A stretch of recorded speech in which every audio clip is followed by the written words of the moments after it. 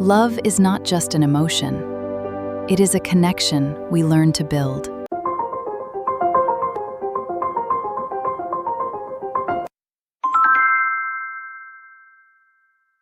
The Red Eye tool exists for exactly this moment.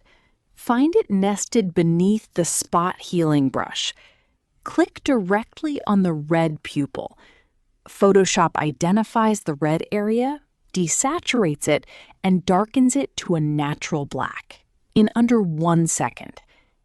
In the options bar, adjust pupil size if the tool is correcting too much or too little area.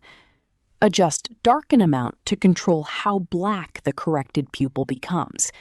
60% looks natural. 100% looks unnervingly intense. 1 click per eye, 2 seconds total. The baby is human again.